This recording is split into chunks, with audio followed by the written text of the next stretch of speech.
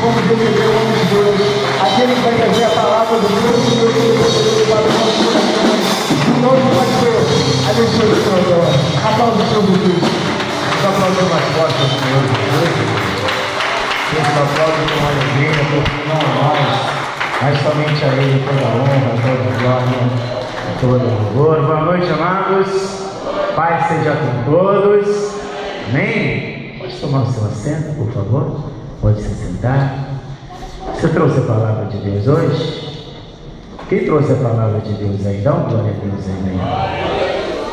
Então abra comigo a palavra de Deus. Que Deus ele vai falar conosco. Você já falou com Deus através da sua oração? Você já louvou ao Senhor? Você já adorou a Deus com o teu louvor? E agora nós vamos ouvir o Senhor falar conosco. Então pegue comigo agora a palavra de Deus e abra no segundo livro de Reis, capítulo de número 5. Eu quero ler com você o versículo de número 1. Segundo livro dos Reis, capítulo de número 5, versículo de número 1. Nós vamos ler apenas a parte A, ou seja, apenas a primeira parte do versículo. À medida que você for encontrando, por favor, se coloque de pé em reverência bendita a palavra de Deus. Olhe ao seu lado, veja se tem alguém sem a palavra. Se tiver, compartilhe a leitura da palavra com essa pessoa, para que possamos ler todos juntos. Mostre para ela onde nós vamos ler e compartilhe a leitura da palavra com ela, para que possamos acompanhar aí juntos. Segundo Reis, capítulo 5, versículo 1, diz assim: E Naamã, chefe do exército do rei da Síria, era um grande homem diante do seu senhor e de muito respeito. Por hora nós vamos ler apenas até aí. Só que agora eu vou ler novamente. Vou te pedir para repetir após mim. Eu leio e você repete. Você vai fazer isso com toda a fé, com toda a confiança que há no teu coração. Vamos lá. E Naamã, chefe do exército do rei da Síria, era um grande homem diante do seu senhor e de muito respeito. Você crê que esse homem realmente existiu? Você crê que esta é a palavra de Deus? Então, se você crê, por favor, desocupe agora as suas mãos, põe a sua Bíblia sobre o seu assento e vamos aplaudir com alegria a palavra de Deus. Isso, à medida que você vai aplaudindo, abre a tua boca e vai glorificando. Abre a tua boca e vai dizendo glória, glória, glória a Deus. Isso, vai dizendo glória, glória, glória a Jesus. Diga glória ao teu nome, Senhor. Pai bendito, a tua palavra vai ser ministrada agora. E veja, Senhor, como o teu povo te aplaude. Veja, Senhor, como o teu povo te glorifica nessa noite. Pois ninguém aqui está aplaudindo o homem. O homem não é digno de receber este louvor, Senhor. É necessário que o Senhor cresça e que eu diminua. O seu povo não veio aqui para ver o homem. O seu povo não veio aqui para ouvir o que o homem tem a dizer. Quem é o homem para que diga, Senhor, alguma coisa neste altar? Meu Deus, então vem o Senhor agora. Vem com o teu Espírito, com o lugar do pregador e os lábios do mensageiro.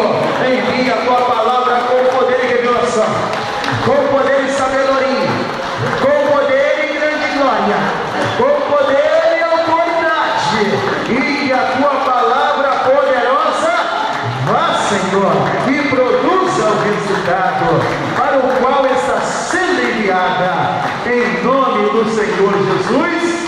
Diga amém. Deixe tomar assento, por favor. Pode se assentar.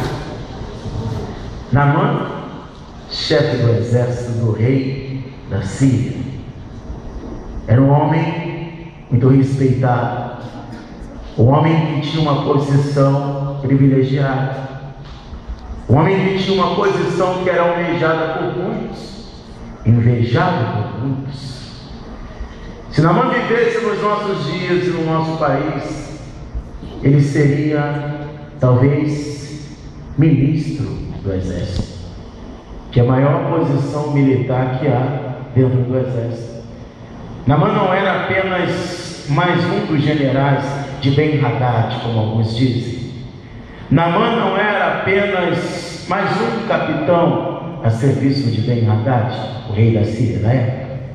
Mas Naamã era a maior e a principal autoridade militar da sua época, onde ele servia. E por ele, por causa das suas habilidades, das suas táticas de guerra, aquele homem se tornou um herói militar. Um homem que, profissionalmente falando, podemos dizer que era uma pessoa bem sucedida. Um homem que, profissionalmente falando, podemos dizer que ele era uma pessoa que conseguiu alcançar lugares altos. Uma pessoa que tinha aquilo que esperava. Uma pessoa de projetos. Porque ninguém chega à posição que Naamã chegou de uma hora para outra. Ninguém se torna talvez um general ou um ministro do exército do dia para a noite, né? É necessário muita dedicação, muito esforço, muito estudo. Uma pessoa precisa ter projetos para chegar numa posição como essa. E olhando para a vida de Naamã, pelo relato que nós lemos aqui, parece que Naamã era uma pessoa realizada. Parece que Naamã era uma pessoa feliz. Parece que Naamã tinha tudo que uma pessoa deseja ter. Só que não era bem assim. Continue comigo nesta leitura, no capítulo 5. Nós lemos apenas a primeira parte. Agora nós vamos ler o capítulo 5, o versículo 1 inteiro. Veja comigo. E Naamã, chefe do exército do rei da Síria, era um grande homem diante do seu senhor. Ser um homem grande é uma coisa, né? Agora ser um grande homem é totalmente diferente. Nós estamos falando da estatura dele, mas o que ele representava. E de muito respeito. E quantos aqui nesta noite querem ser respeitados naquilo que fazem? Quantos querem ser reconhecidos? Todos querem ser reconhecidos naquilo que fazem, né? Todos querem alcançar respeito, querem ter reconhecimento na sua vida profissional. Era o que aquele homem tinha. Porque por ele o Senhor dera livramento aos sírios, e era este varão homem valoroso. Até a vírgula vai tudo muito bem. Mas depois da vírgula, olha o que diz: porém, leproso. A vida dele era desequilibrada. Jesus disse que veio para dar vida e vida com abundância. E Naamã não tinha uma vida abundante.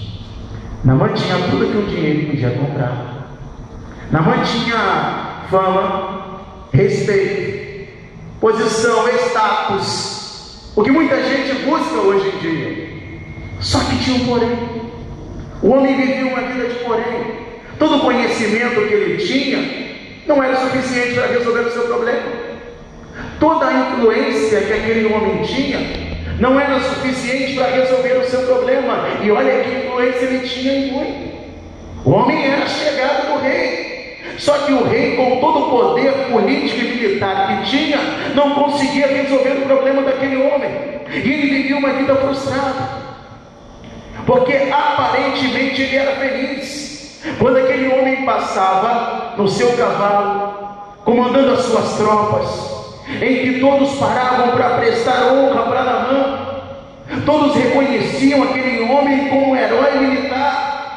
E quando ele estava ali com a sua roupa de guerra, com a sua farda, com a sua armadura, todos olhavam para aquele homem e respeitavam muito. Mas quando aquele homem chegava na sua casa, quando aquele homem tirava a sua armadura, que ele olhava para o seu corpo, estava leproso. Não conseguia curar a sua enfermidade. Com todo o dinheiro, com todo o conhecimento, com toda a influência que tinha, não conseguia curar aquela enfermidade. E vivia uma vida de poréns. Um homem que profissionalmente era realizado, mas a outra área da vida dele, a saúde, não ia bem. Não adianta a pessoa numa área da vida dela, ela está lá em cima, mas na outra ela está lá embaixo. Jesus ele veio para dar vida e vida com abundância, e isso em todas as áreas da sua vida.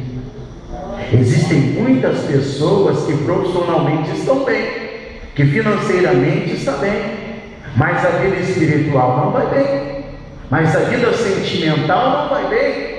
Enquanto tem pessoas que a vida espiritual vai bem, mas a vida financeira vai mal. A pessoa vive um certo desequilíbrio na vida dela. Um lado está lá em cima, o outro lado está lá embaixo. O que o Senhor tem para a sua vida é equilíbrio. O que o Senhor tem para a sua vida não é alguma coisa fora de medida.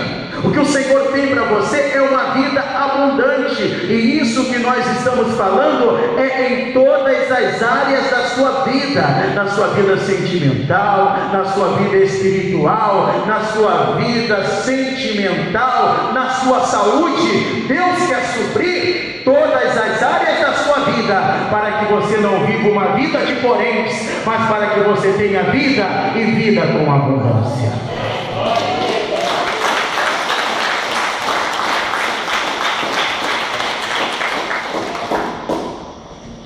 Diz para essa pessoa do teu lado: nada acontece por acaso.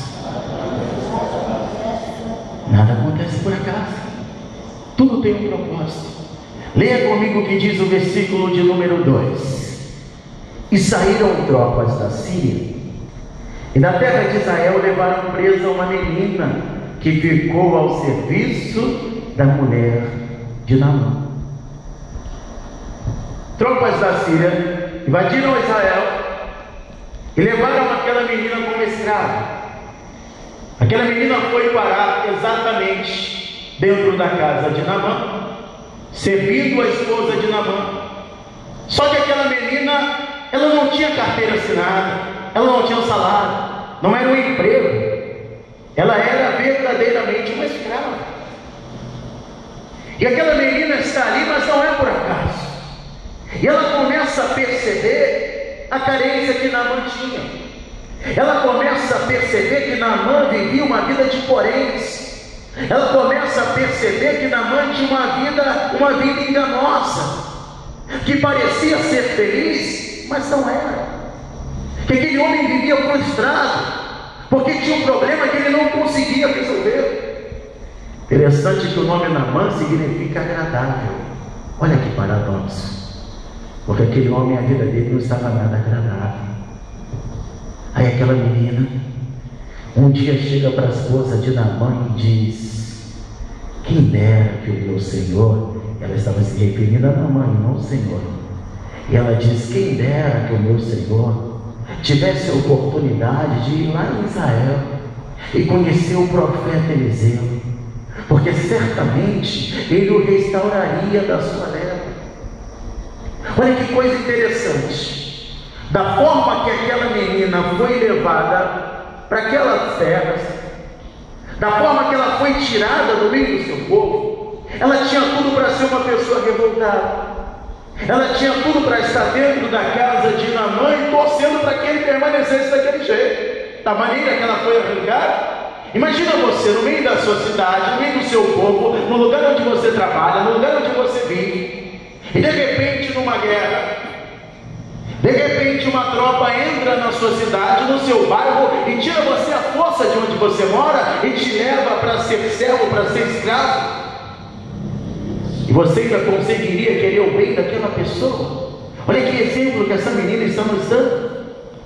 Aquela menina, ela está mostrando para quem vive naquela casa que ela era diferente, que ela não tinha o dinheiro que Naamã tinha, ela não tinha o poder que Naamã tinha, ela não tinha o poder político que ele tinha, o poder militar, a influência que ele tinha, mas ela tinha algo que era muito mais do que Naamã tinha. Enquanto ele conhecia o rei da terra, ela conhecia o rei dos céus, ela conhecia o rei dos reis, o Senhor dos senhores, alguém que tem todo o poder para resolver todos os problemas.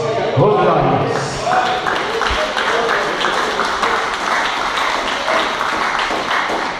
Sabe o que aquela menina estava fazendo? Ela estava sendo boca de Deus naquele lugar. Ela estava semeando a palavra.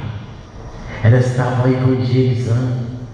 O que muitos desprezam hoje em dia, quase ninguém quer evangelizar mais.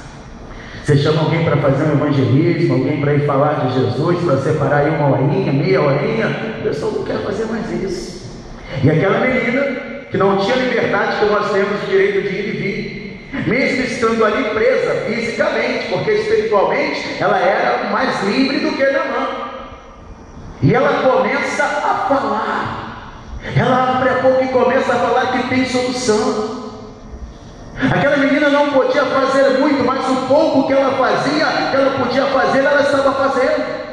Ela não retém a semente da palavra que estava dentro dela. E dentro da casa de Naamã ela começa a semear. Ela começa a dizer que nem tudo está perdido, que tem uma solução, que existe um Deus no céu que cura todas as doenças, todas as enfermidades.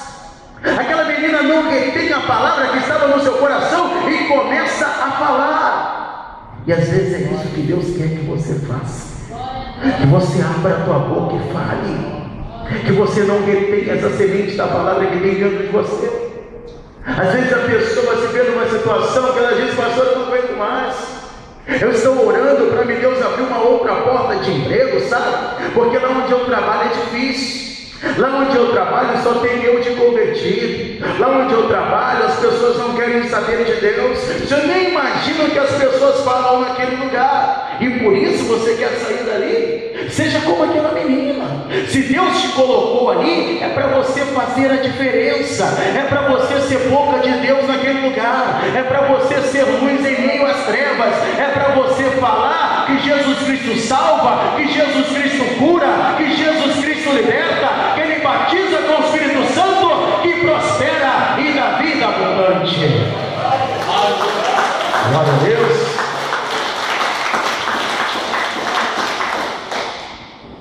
E sabe o que Naamã faz? Aproveita a oportunidade. Não despreze as pequenas coisas. Valorize sempre um bom conselho.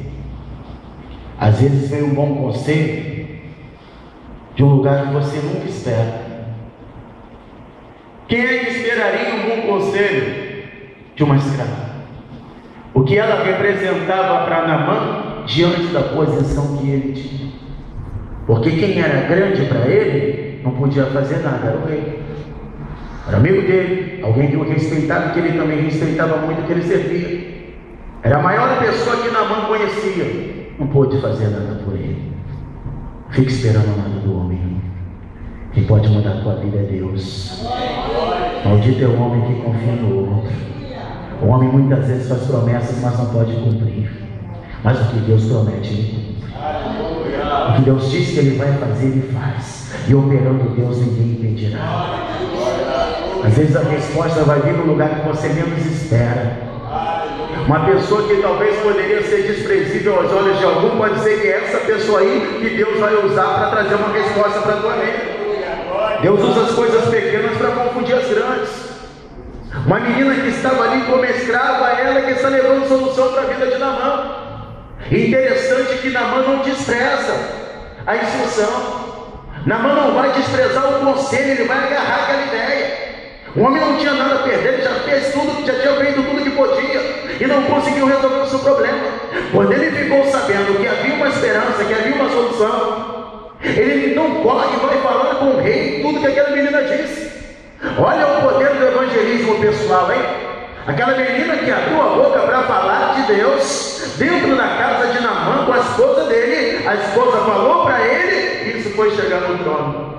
Até o rei agora ímpio está sabendo que em Israel tem um Deus que cura todas as enfermidades.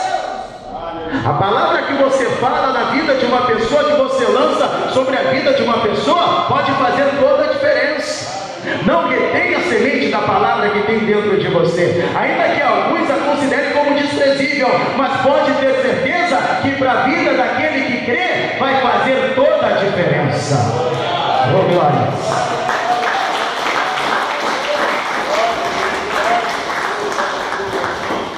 Versículo de número 5, leia comigo, segundo livro de Reis, capítulo 5, versículo 5. Então disse o rei da Síria: vai, anda, e enviarei uma carta ao rei de Israel. Sabe o que ele está dizendo? Naamã, não perca mais tempo. Você já sabe o que tem que fazer? Faça logo. Você está pedindo uma solução, está pedindo uma resposta. Deus já falou com você. Deus abriu a porta. Você vai ficar perdendo tempo por quê? Naamã já tinha feito tudo que podia, correu de um lado para o outro. E não é assim que muita gente fica muitas vezes. Ela bate numa porta, a porta está fechada. Aí manda ela em outro lugar, ela vai lá e bate naquela porta, a porta está fechada. Aí vai em outro lugar e bate e ficam jogando a pessoa de um lado para o outro e ninguém resolve o problema dela. Mas quando você encontra a porta certa, então você tem que entrar por ela. O rei está falando: Naamã, o que você está fazendo aqui? Eu vou enviar uma carta, você vai correndo. O que tem que fazer, faça logo. Jesus, depois da última ceia, falou com Judas: Judas, o que você tem para fazer, faça depressa, faça o quanto antes. Deus já te deu a direção, Deus está abrindo uma porta para você. Aproveite essa oportunidade, porque tem oportunidades que são únicas. Se Deus está abrindo essa porta, então passe por ela. O que tens que fazer, faça logo, faça imediatamente, não perca mais o teu tempo. Se Deus já falou contigo, então toma uma decisão e faça a vontade de Deus. Amém. Glória a Deus.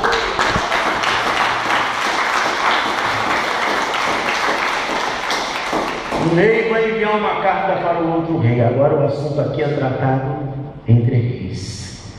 O assunto aqui é coisa grande, não é só principais autoridades. Primeiro, chefe do exército, a pessoa em questão. Aí o rei vai lá e prepara uma carta e envia e diz para ele: ó, você vai lá e você vai procurar o rei, ele vai resolver o seu problema. Indicação política, né? E tem tanta gente que confia nisso, né? Confia na força do homem, no conhecimento. Não, vai lá que ele vai resolver o seu problema aqui, ó, está selado. O anel do rei, eu vou selar com o meu anel, vai lá e procura ele. Aí Naamã chega, ele vai lá, ele separa umas vestes, ele separa alguns ciclos de prata para apresentar lá diante do rei, para apresentar diante do profeta, para não sair de mãos vazias de casa. Ele prepara tudo. Aí ele chega lá e se apresenta diante do rei e leva a carta. Aí quando o rei lê aquela carta, ele fica indignado. Ele rasga suas vestes, mostrando que estava indignado com aquilo. E ele diz: mas não é possível. Este homem só pode estar procurando alguma ocasião contra mim. Como ele me manda resolver um problema que eu não posso resolver? Por acaso sou eu Deus para matar ou para vivificar? Por acaso sou eu Deus para curar alguém de lepra? Nunca se ouviu falar que alguém tem esse poder? E como é que este homem manda resolver um problema como esse? Um problema como esses? O rei está reconhecendo que tem coisas que o conhecimento, a influência não resolve, que o dinheiro, o poder não resolve. Tem coisas que só Deus vai fazer na tua vida. O rei teve que reconhecer isso. Um rei não conseguiu resolver, o outro rei não conseguiu resolver, e agora o que vai ser de Naamã? Naamã está lá cheio de ciclos de prata, Naamã está lá cheio de vestes que levou para apresentar também, vestidos preciosos, mas não adiantou absolutamente nada. O dinheiro que ele tinha, por maior que fosse, maior quantidade que fosse, não era suficiente. O conhecimento não era suficiente. E Naamã estava correndo o risco de voltar para casa do mesmo jeito. Até que o profeta Eliseu ficou sabendo da situação. E o homem de Deus, quando é homem de Deus mesmo, tem que ter ousadia. Aí Eliseu manda falar para o rei, manda um recado direto para o rei e diz: por que rasgou o rei as suas vestes? Só porque não consegue resolver esse problema? Mande vir até mim. Mande ele vir até mim, e saberá que há profeta em Israel. Porque o rei tinha poder político, o rei tinha influência política e militar, mas Eliseu tinha influência no reino dos céus. Naamã conhecia o rei da terra, mas Eliseu conhecia o rei dos reis, o Senhor dos senhores. Jesus disse que nós não somos apenas servos, nós somos amigos. Se você é amigo do Senhor Jesus, você tem influência no céu. Você conhece o Rei dos Reis, o Senhor dos Senhores. E se você apresentar diante dele os seus problemas, ele tem todo o poder para resolver e para dar uma solução, em nome de Jesus.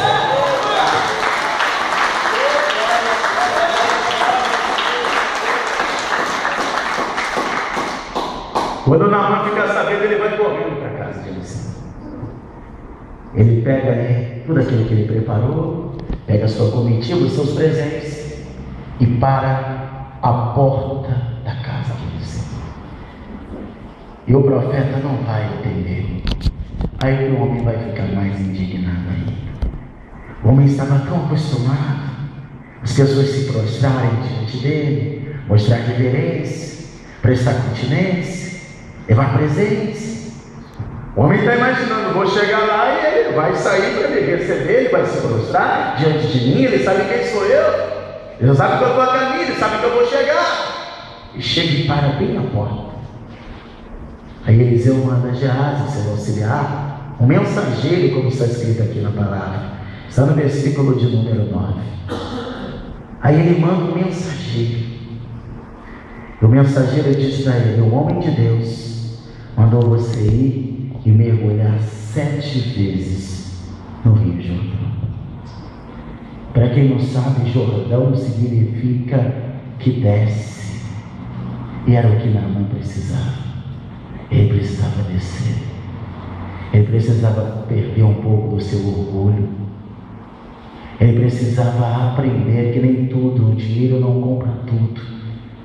Ele precisava aprender que nem tudo se resolve com influência política, com influência militar. Ele precisava aprender que a pessoa pode ter a maior posição nesta terra. Ele precisava aprender que a pessoa pode ser a mais rica desta terra, mas diante de Deus isso não adianta absolutamente nada, porque o homem ele pode ter todo o dinheiro do mundo, ele pode ser o mais rico de todos os países, se ele não tem Jesus como Salvador, ele é miserável da mesma forma. A maior riqueza que podemos ter é o nome escrito no livro da vida e Jesus Cristo como Senhor e Salvador das nossas almas. Oh, glória.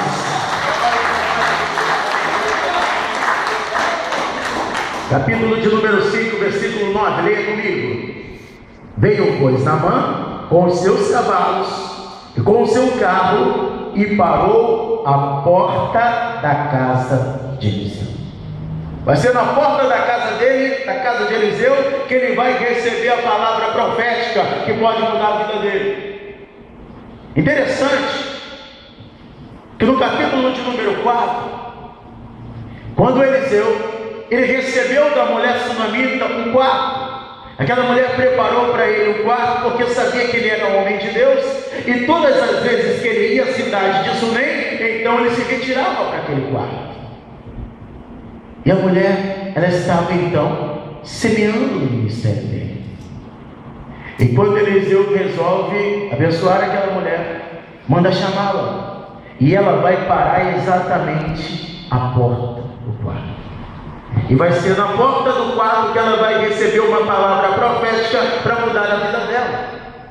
A mulher para a porta e Eliseu diz para ela: a este tempo, no tempo determinado de uma vida, abraçarás um filho. E ela estava na porta. Aí nós vamos lá para o livro de Gênesis, no capítulo de número 18. Pode abrir aí se você quiser. Gênesis capítulo de número 18. Quando Abraão ele está próximo à sua tenda e de repente ele recebe uma visita de 3 pessoas. E Abraão percebe que não eram pessoas normais, mas eram seres espirituais, seres celestiais. Veja comigo o que diz livro de Gênesis capítulo de número 18. O que Abraão estava recebendo ali era uma figura da Santíssima Trindade. Ele não perde tempo, ele manda preparar 3 pães e dá um para cada um deles. E ele vai lá e manda pegar uma vitela, manda preparar manteiga e ele distribui e dá para cada um deles. Ele lava os pés dos 3 antes de receber a palavra. Como a mulher sunamita também que parou a porta, ela também semeou no ministério de Eliseu antes de receber a palavra. Agora Abraão está fazendo tudo isso antes de receber a palavra. Veja comigo o capítulo 18, versículo de número 7. E correu Abraão as vacas e tomou uma vitela terna e boa, e deu ao moço e apressou em preparar. É o que eu estava falando antes. O que tem que fazer, faça logo. Fica adiando, fica deixando para depois não. Ah, pastor, eu sei que Deus tem obra na minha vida, mas estou dando um tempinho. Ah, pastor, eu sei que eu preciso fazer isso, eu sei que Deus me chamou, eu sei que eu preciso resolver alguns problemas na minha vida, eu sei que eu preciso colocar algumas coisas no lugar certo, eu reconheço, mas estou esperando um tempinho, deixa eu fazer isso primeiro, deixa eu fazer o que tem que fazer, faça logo. Não vai adiando não, que só vai piorando. Versículo de número 8: e tomou manteiga e leite de tela, que tinha preparado, e pôs tudo diante deles. O que nós aprendemos aqui também? Não faça nada por parcialidade. Você vai fazer principalmente para Deus, faça por completo. O homem está tendo um trabalho, ele corre, ele manda preparar os pães, ele manda preparar a manteiga, ele vai correndo e pega e coloca tudo diante deles. O que ele estava fazendo? Ele estava semeando. Antes de receber a palavra, ele está semeando. Ele está ali preparando o melhor e coloca tudo diante deles. E você sabe que aqueles 3 homens representavam a Santíssima Trindade, ou seja, representam o Santo Deus, o próprio Deus. O que você tem para fazer para Deus, faça logo e não faça com parcialidade. Não faça um negócio pela metade, não. Ou é sim ou não. E olha o que vai acontecer em seguida. E ele estava em pé junto deles, debaixo da árvore, e comeram. E disseram-lhe: onde está Sara, tua mulher? E ele disse: ela aí está na tenda. Só que Abraão se enganava. Ela não estava na tenda. Ela estava atrás dele, vendo tudo o que estava acontecendo. Ela estava à porta. Da mesma forma que a mulher sunamita estava à porta, da mesma forma que Naamã parou à porta, Sara também estava à porta da tenda. Vamos entender melhor agora. Versículo de número 10. E disse: certamente tornarei a ti a este tempo da vida, e eis que Sara, tua mulher, terá um filho. O que ouviu Sara, aonde? À porta da tenda que estava atrás deles. A porta representa Jesus. Jesus disse: eu sou a porta, se alguém passar por mim, salvar-se-á, entrará e sairá e achará passagem. A pessoa precisa estar na porta. A pessoa precisa estar em Jesus. Tem pessoas que estão na porta, mas não querem semear. E tem pessoas que querem semear para colher, mas também não querem a porta, não adianta nada. Não adianta a pessoa dar todo o dinheiro que ela tem na igreja e não entregar a vida para Jesus. Ela tem que estar na porta. Se você semear, você vai colher. Como diz a palavra de Deus, não se deixe escarnecer. Tudo que o homem semear, ele vai colher. Mas não basta você semear na obra de Deus, se você não receber a Jesus Cristo como seu único Salvador. Você pode até prosperar, mas o que é mais importante é ter salvação, é ter vida eterna, é ter o seu nome escrito no livro da vida. Então semeie no reino de Deus, mas principalmente receba Jesus Cristo como teu Salvador. Vamos lá.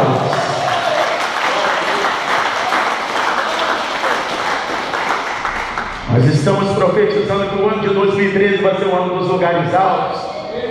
Nós estamos orando às 3 da manhã durante 40 madrugadas e dizendo que vai ser o ano da salvação da sua família, que você vai ver a sua família na presença do Senhor. E tem pessoas que estão com muita fé. Tem pessoas que quando a gente fala vai ser a salvação da tua casa, e a pessoa diz glória a Deus, ela tomou posse. Tem pessoas que quando a gente diz vai ser o ano dos lugares altos, a pessoa diz glória a Deus, ela quer isso na vida dela, e ela toma posse. Mas tem pessoas que duvidam, sabia disso? Sara também duvidou. Sara não acreditou, ela riu. Ela disse: eu, a idade que tem, Abraão, do jeito que ele está, nessa idade aí, Abraão, não tem como mais. Eu já cessei o costume das mulheres, eu não tenho mais prazer, meu marido também não.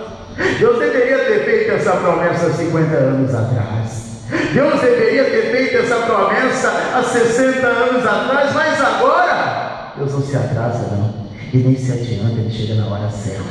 Se Deus está falando para você que o ano de 2013 vai ser a salvação da tua família, toma posse, porque vai ser. Se Deus está falando para você que o menor entre nós vai no mínimo dobrar, toma posse que você vai dobrar.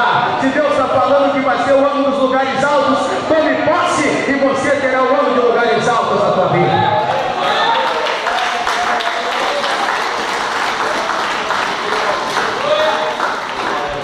Duvide não. Olha o que diz o versículo de número 15, versículo de número 14, perdão. Haveria coisa alguma difícil ao Senhor? Pergunta para essa pessoa do teu lado aí.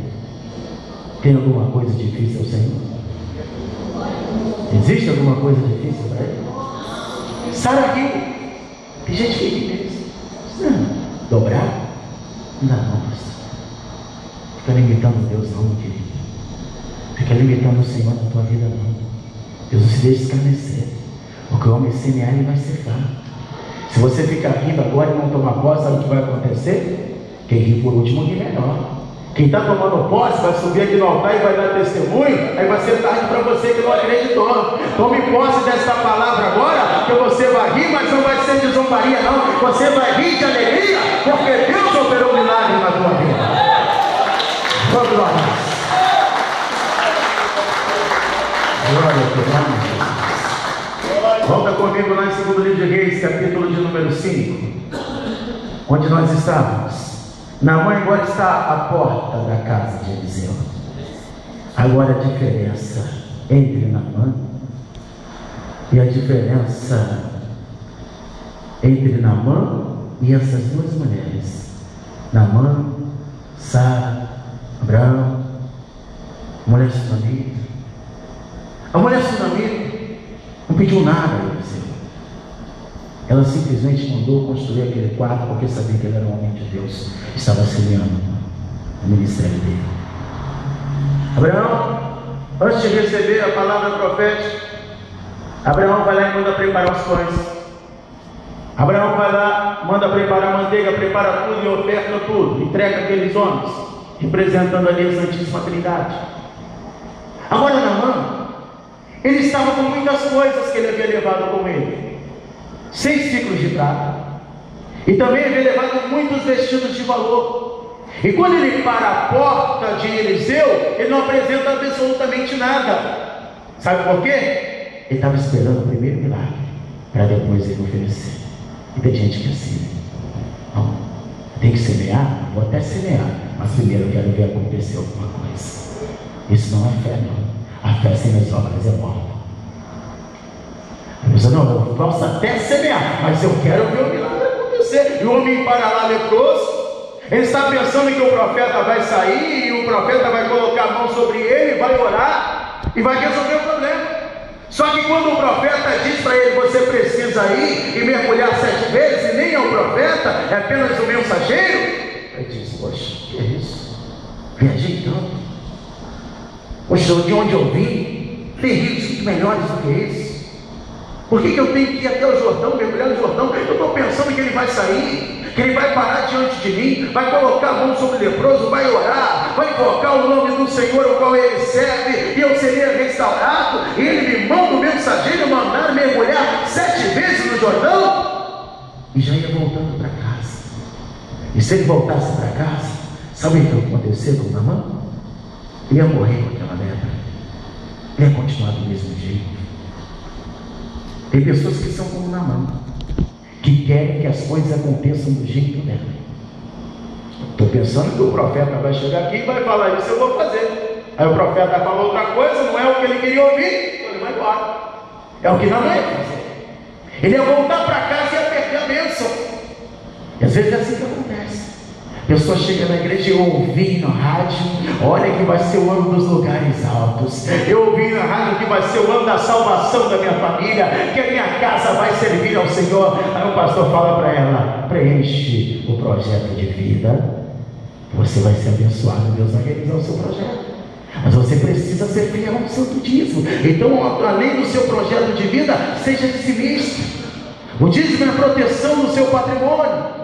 Então, além de você ser dizimista, você precisa semear, porque o homem, ele colhe aquilo que planta. Aí a pessoa tem a síndrome de Naamã: Poxa, eu estou pensando que o pastor ia orar agora, estou pensando que ele ia colocar a mão sobre mim, estou pensando que ele ia profetizar e eu ia começar a prosperar daqui para frente, e o pastor me dá um projeto de vida, diz que eu tenho que ser dizimista, diz que eu tenho que ser ofertante, e ela também fica indignada como Naamã, e ela acaba querendo voltar para casa, da mesma forma. E você não pode entrar aqui e voltar para casa do mesmo jeito que você saiu, não. Naamã não podia fazer aquela viagem toda para voltar para casa do mesmo jeito, cabisbaixo, derrotado, porque não quis ouvir a palavra, a instrução que lhe foi dada. Sabe qual é a sorte de Naamã? Que ele tinha bons amigos. Você tem bons amigos? O amigo verdadeiro é Jesus, mas ele levanta bons amigos para a nossa vida. Jesus, quando enviava os discípulos, enviava de 2 em 2. É melhor serem 2 do que um que tem melhor paga no seu trabalho. É melhor ter alguém caminhando contigo do que caminhando sozinho. Caso você tropece, comece a cair, tem alguém para estender a mão e te ajudar a levantar. E se essa pessoa tropeçar, você pode ajudá-la também. Agora, sozinho caminhar é mais difícil. Naamã estava levando alguns amigos com ele, amigos que na verdade eram servos para ele, mas que tinham conselhos de amigo. E o bom amigo é aquele que te dá conselhos de acordo com a palavra de Deus. O bom amigo é aquele que te dá conselhos de acordo com o que diz a palavra do Senhor.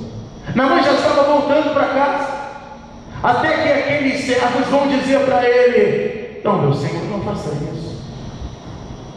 Se o profeta tivesse falado algo difícil para o Senhor, uma coisa grande, certamente o Senhor faria.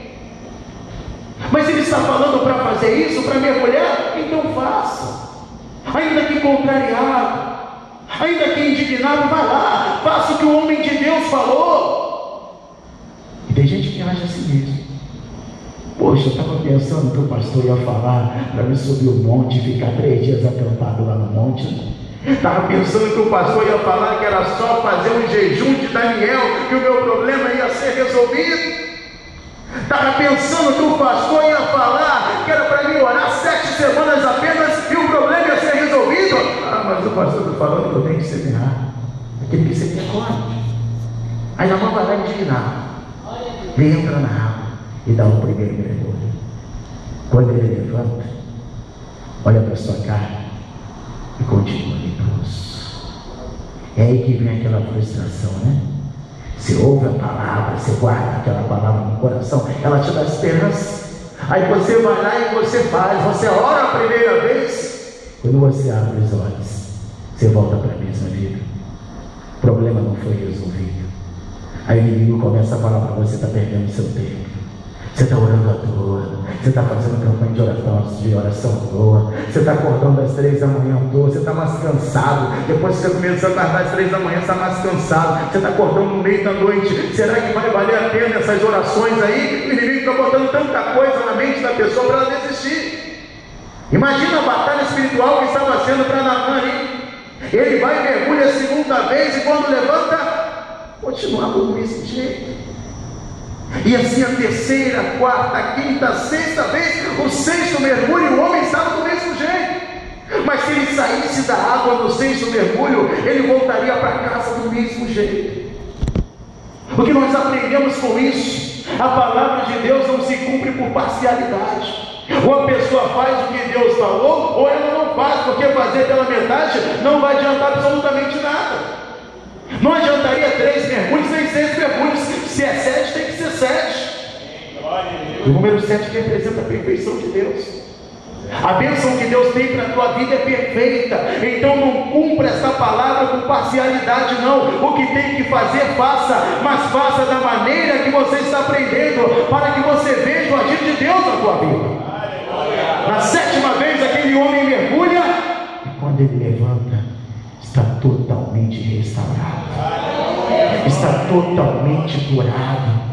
Vale a pena obedecer a palavra de Deus, ainda que às vezes você não entenda, mas cumpra esta palavra e você vai ver como ela vai restaurar a sua vida, em nome de Jesus.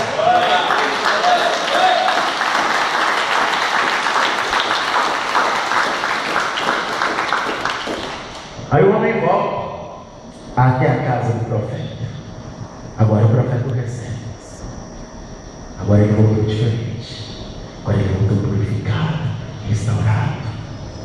Agora ele aprendeu a descer. Agora ele aprendeu a conhecer e reconhecer que existe um Deus acima de tudo e de todos. Naamã chega diante do profeta. Ele oferece a ele alguns ciclos de prata, oferece alguns vestidos, coisas de muito valor, que o profeta não recebe absolutamente nada. Ele não ofereceu antes, ofereceu depois que recebeu a bênção. Aí ele diz: nunca mais, vou voltar para a minha terra agora, mas nunca mais eu vou adorar, nunca mais eu vou ofertar, eu vou oferecer oferendas para um Deus qualquer que não seja o Deus de Israel. Aquilo foi o que fez a diferença na vida daquele homem. Basta a pessoa vir na igreja e pedir uma bênção para o Senhor, mas depois continuar acendendo vela para Maria. Não adianta a pessoa vir na igreja e pedir uma bênção para o Senhor e depois continuar fazendo pedidos para Aparecida, fazendo pedidos para João, fazendo pedido para qualquer outro Deus que não seja o Senhor Jesus, porque existe um só Deus e um só mediador entre Deus e os homens. Esse é Jesus Cristo, o Filho de Deus, aquele que é o Senhor e Salvador das nossas almas.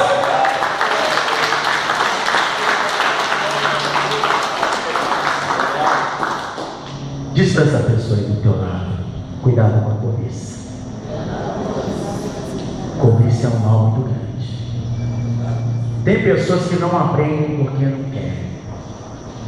A mesma palavra que você está ouvindo, todos aqui estão ouvindo. E algumas retêm, guardam no coração e praticam. Outras deixam entrar por um lado e sair pelo outro. Geazi, o auxiliar de Eliseu, ele teve a mesma oportunidade que Eliseu teve com Elias. Ele teve a oportunidade de andar ao lado de Eliseu e aprender com Eliseu. E tinha tudo para ter um ministério bem sucedido. Da mesma forma que Eliseu foi sucessor de Elias, ele poderia também ter sido sucessor de Eliseu. Só que ele perdeu a bênção. Quando ele viu Naamã oferecendo a Eliseu alguns ciclos de prata e oferecendo a ele alguns vestidos de muito valor, ele começou a cobiçar aquilo. Ele começou a querer aquilo para ele. Satanás começou a encher o coração dele naquele momento. Aí Geazi está ali pensando: poxa, mas se fosse eu no lugar de Eliseu, eu ia querer toda essa prata, eu ia querer todos esses vestidos. Poxa, eu compraria aí um jegue novo, eu compraria um cavalo novo. Eu estou vendo ali fora. Ali fora tem um outdoor ali, e ali tem um Ferracini modelo novo. Eu compraria aquele Ferracini. Ele começa a imaginar no coração dele. Satanás está enchendo o coração dele, ele está cobiçando. Aí ele só espera o profeta virar as costas. E não adianta fazer nada oculto, que Deus está vendo tudo. O que você faz na igreja ou fora da igreja, Deus está vendo, não adianta. A gente pode esconder do profeta, a gente pode esconder do evangelista, do pastor, da esposa, do esposo, mas de Deus ninguém esconde nada. Ele só espera o homem virar as costas, então ele dá um jeitinho, ele corre e ele vai correndo atrás da comitiva de Naamã. E Naamã percebe que alguém está correndo atrás dele, ele reconhece aquele rapaz. Olha, mas esse aí é o auxiliar do profeta, esse é o aluno do profeta. Então ele pula do seu carro e ele diz: em que posso ajudá-lo? Aí Geazi diz: sabe o que é? Aí quando deixa Satanás entrar, a pessoa começa a mentir. Mentira não é de Deus. Sabe disso, né? Todo mundo sabe que mentira não é de Deus, mas tem muito crente que mente. Infelizmente. Tem até obreiro que mente, tem até diácono que mente, tem até pastor que mente, né? Infelizmente, todo mundo sabe que o diabo é o pai da mentira, mas tem gente que mente descaradamente e esquece que Deus está vendo tudo. Aí o homem vai lá e diz: sabe o que é? Foi só o Senhor virar as costas que chegaram dois rapazes, filhos dos profetas, e eles estavam tão necessitados, eles precisavam de ajuda. Então o meu Senhor me mandou vir aqui e pediu ao Senhor para ajudar de alguma forma. O Senhor pode fazer alguma coisa? Pelo menos aí uns 2 ciclos de prata, pelo menos aí 2 vestidos para eles. O homem tinha sido curado, ele estava feliz, ele nem pensa 2 vezes, não pode levar. Leva, ele leva aqui, esconde com ele. E quando ele entra na presença de Eliseu, Eliseu diz: onde você estava, Geazi? Aí ele mente de novo. Depois que Satanás enche o coração da pessoa, é assim. Aí ela mente, ela zomba, ela perde totalmente o temor. E a pessoa, quando perde o temor, só Jesus na vida dela. É verdade? Perde o temor, ela mente dentro da igreja, ela vai para a igreja ficar zombando, o pastor está pregando, ela não está atenção na mensagem, ela está reparando a roupa de um, está reparando a roupa do outro, está reparando o sapato do outro, está reparando tudo, está rindo de um, está rindo do outro. Satanás está enchendo o coração e ela não percebe que Satanás está no negócio. Não é Deus o negócio, é Satanás, mas ela não entende isso. Geazi já estava totalmente dominado, andava ao lado do profeta e já estava totalmente dominado por Satanás. Não é porque a pessoa está dentro da igreja, não é porque a pessoa faz alguma coisa na igreja que ela está cheia de Deus, não. Nem sempre é assim. Às vezes o camarada está no altar até pregando, às vezes o camarada está aí, é um presbítero, é um diácono, às vezes tem um membro que está mais cheio de Deus do que ele. É verdade ou não é? Acontece muito. Já está totalmente dominado por Satanás, o coração está cheio, está mentindo descaradamente até para a principal autoridade que ele conhecia. Só que Eliseu era um homem de Deus, e Deus não deixa nada oculto. Aí Eliseu vai dizer: não foi contigo meu coração, eu sei o que você fez. Agora, a lepra que era de Naamã vai ser sobre você e sobre a sua descendência. Olha que coisa séria. E aquele homem vai sair dali leproso. Leia comigo o versículo de número 27. Nós já vamos terminar. Segundo livro de Reis, capítulo 5, versículo 27. Portanto, a lepra de Naamã se apegará a ti, e a tua semente para sempre. E olha que foi um mal que ele levou só sobre ele, não, ele levou sobre a família dele, sobre os filhos, sobre a descendência. Então saiu diante dele leproso, branco como a neve. Triste. Sabe por quê? Perdeu o ministério, perdeu uma oportunidade muito grande por pouca coisa, por coisas pequenas, coisas supérfluas. O que Deus tem na tua vida não troca por nenhuma quantia de dinheiro, não. Não troque a sua salvação por causa de dinheiro, por causa de homem, por causa de mulher, por causa de carro, por causa de posição, por causa de nada neste mundo. Mantenha-se fiel, porque não existe nada nesta terra que tenha mais valor do que a sua salvação. Não existe nada nesta terra para você que possa valer mais do que o seu nome escrito no livro da vida do Cordeiro. Oh, glória!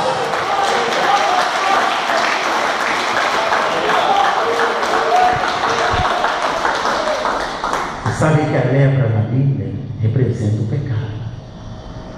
E quando Deus chamou Moisés, no início do ministério dele, Deus estava falando para ele as grandes coisas que faria através da vida dele.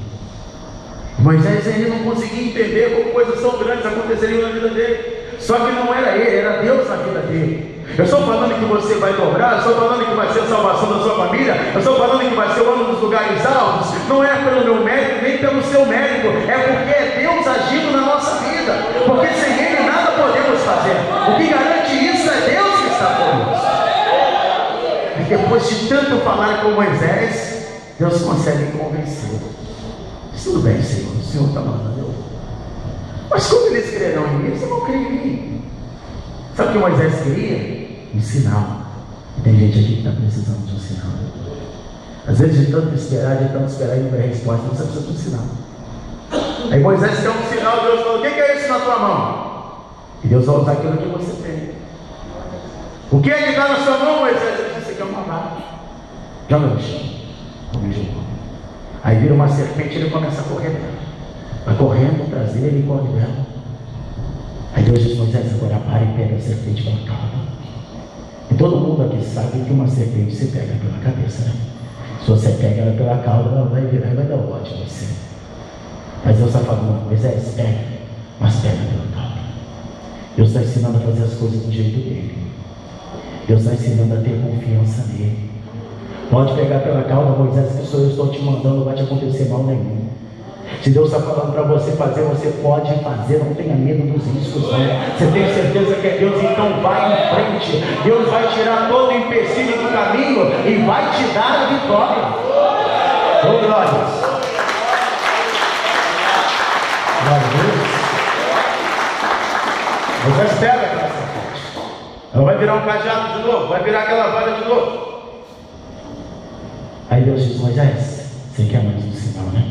Às vezes um sinal não é apenas não é o suficiente para uma pessoa. Deus sabe o que mais. Então não quero mais um. Então faz o seguinte: põe a mão sobre o teu coração. Põe a mão aí no seu peito, glória, ele vai embora. E você sabe por que Moisés saiu do Egito, né? Depois de 40 anos no Egito. Moisés matou um homem e escondeu o corpo na areia. Porque aquilo representava o pecado oculto, aquilo que estava encoberto, que Deus sabia que estava no coração dele. Aí Deus falou: põe a mão no seu peito, ele pôs. Aí Deus disse: agora Moisés, tira a mão do seu peito. E quando ele tirou, a mão dele estava totalmente leprosa, como na mão, como jaz, representando o pecado que estava no coração de Moisés, aquilo que estava oculto. Lá no deserto ninguém sabia do que ele havia feito no Egito, mas Deus sabia. Aí Deus falou: Moisés, agora põe a mão de novo. E ele colocou a mão de novo. Aí Deus falou: agora tira Moisés. E quando ele tirou, ele estava totalmente restaurado. Deus estava mostrando para ele: não importa o que você fez no passado, eu perdoo todos os seus pecados e purifico a tua vida. Oh, glórias. Aleluia. Coloque de pé, toda igreja se coloca de pé. Não importa quem você foi, não importa o que você já fez, não importa o que você já fez em oculto, não importa como está o teu coração hoje. O que importa é se você quer ser restaurado. Porque se você quiser, basta você passar pela porta. E Jesus é essa porta. É Ele que pode te restaurar. É Ele que pode te purificar e perdoar todos os seus pecados. Mas para que isso aconteça, meu amado, minha amada, você precisa receber a Jesus Cristo como seu único Salvador. Se você ainda não entregou a tua vida para Jesus e quer fazer isso esta noite, reconhecendo como teu único Salvador, então ergue a tua mão direita ao céu, que nós vamos orar por você. Você que nunca fez isso, nunca entregou a tua vida para Jesus, mas hoje quer recebê-lo como Senhor e como Salvador da tua vida, então ergue a tua mão direita ao céu. Nós estaremos orando por você. Ele vai perdoar todos os seus pecados, todas as suas transgressões Ele nem se lembra mais. Basta você recebê-lo como Senhor e como Salvador da tua vida, para que a sua vida seja restaurada e purificada. Pastor, eu quero fazer isso aqui no meu cantinho. Ninguém precisa saber, é entre eu e Deus. Assim não funciona. Jesus disse: aquele que me confessar diante dos homens, eu também o confessarei diante do Pai. Se você quer receber a Jesus, você precisa fazer isso publicamente, diante do Senhor e diante dos homens. Se você quer receber, a oportunidade é esta. Ergue a tua mão direita e nós vamos orar. Pastor, eu já fiz isso um dia. Eu já entreguei a minha vida para Jesus, a minha vida era uma bênção. Mas você teve dificuldades na sua caminhada. Você também se indignou com algumas coisas, você não entendeu algumas coisas, mas isso não importa agora. Você se afastou, não importa o motivo. O que importa é se você quer voltar para a casa do Pai, se você quer voltar a ter comunhão com Deus. Você que está sem pastor, que está sem igreja, que há tanto tempo não toma Santa Ceia, que há tanto tempo não congrega mais, que há tanto tempo não está mais na casa e na presença do Pai, e hoje quer renovar a sua aliança, quer voltar para Jesus. Jesus está voltando. Volte para Ele antes, volte para Ele enquanto é tempo. Se você quer voltar para Jesus, ergue a tua mão direita ao céu, que nós vamos orar por você. Você está sem igreja, está sem pastor, quer voltar para Jesus? Se hoje ouvires a sua voz, endureça o vosso coração. Pastor, já estou na igreja, já estou com Jesus, mas eu não aceito voltar para casa hoje da mesma forma que eu saí. Eu quero ser restaurado, eu quero ser purificado, eu quero aumentar a minha comunhão com Deus, pastor. Eu quero aumentar a minha confiança em Deus, assim como aconteceu com Moisés. Eu quero que Deus use aqueles talentos que estão nas minhas mãos, pastor. Então você vai fazer como Moisés fez. Você vai vir até aqui à frente e vai pôr a tua mão direita sobre o teu coração. Você pode aplaudir. Você vai pôr a tua mão direita sobre o teu coração. E se você puder, você ajoelha comigo. Põe a mão direita sobre o teu coração. Feche os teus olhos. E olha assim comigo, dizendo: meu Deus e meu Pai, Todo-Poderoso, eu quero, nesta noite, ser restaurado, purificado. Eu preciso de uma resposta, de uma renovação. Eu não aceito sair da tua casa da mesma forma que eu entrei. Eu preciso e tomo posse do milagre que o Senhor tem para a minha vida. Eu não abro mão das suas promessas. Meu Deus, retira agora do meu coração tudo aquilo que atrapalha o teu agir, o teu operar. Eu quero fazer a diferença como aquela menina que estava na casa de Naamã, em nome do Senhor Jesus. Faz a oração, Senhor, nosso Deus e nosso Pai poderoso. Meu Deus, em tua presença estamos agora aqui diante do seu altar. E estão os seus filhos e filhas, meu Deus, que ouviram a tua palavra e creram na tua palavra. Essa pessoa que não quer voltar para casa da mesma forma, essa pessoa que não quer seguir o exemplo de Geazi, mas ela quer aprender, meu Deus, a fazer aquilo que a sua palavra ensina, não fazendo com parcialidade. Essa pessoa que quer voltar para casa com uma resposta, com uma solução, ela não quer ter uma vida de poréns, ela quer ter uma vida restaurada, restituída, meu Deus, e que seja em todas as áreas, no casamento, na vida espiritual, na vida sentimental, na saúde, meu Deus, na vida financeira, que todas as áreas sejam supridas nesta noite. É o que te pedimos em nome do Senhor Jesus. E você que crê, você que toma posse, diga amém, diga graças a Deus e aplauda bem forte ao Senhor.